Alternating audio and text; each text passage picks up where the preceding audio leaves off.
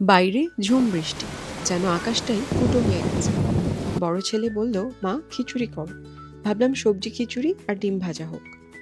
ঘরে থাকা সবজিগুলোই কেটে একটু শ্যালো ফ্রাই, যাতে লাইফের মতো এদের রঙগুলোও রান্না হয়ে হারিয়ে না যায়। এবার প্যানে ঘি আর গরম মশলার ফোড়ন, যেন আমার সিক্রেট ডিজায়ার কিছু মানুষকে এভাবেই ফোড়ন দেওয়ার। সবজি ভাজার তেলটাও নিংড়ে নিলাম, যেমন জীবন আমারটা নিচ্ছে। এবার চাল দিয়ে একটু ভেজে দিচ্ছি মুগ ডাল, তারপর রসুন কোয়া, জিরা, হলুদ আর লবণ। এরপর কিছুটা ভেজে দিব মসুর ডাল আর গরম পানি। গরম পানিটা পিঠের পিছনে সমালোচনাকারীদের জবাব দেওয়ার মতো একটু কম বেশি করে নিতে হবে। এবার ফ্রেশ আদা বাটা আর কয়েকটা আস্ত কাঁচামরিচ।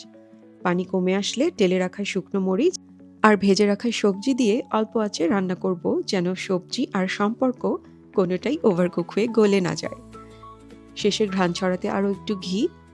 হঠাৎ মনে হলো সাথে মাছ ভাজা হলে জমে যাবে, তো বাচ্চাদের নিয়ে চললাম ফার্মে।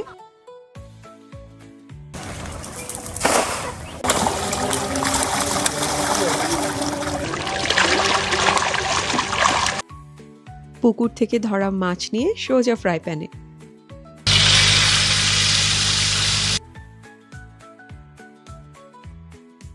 সাথে কিছু কাঁচা মরিচ আর পেঁয়াজও ভেজে নিলাম, যেন কোনো কিছুরই আর কমতি না থাকে।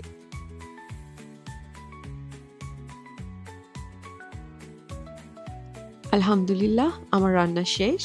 একটু খিচুড়ি, একটু ভালোবাসা আর একটা সুন্দর বৃষ্টিময় দুপুর।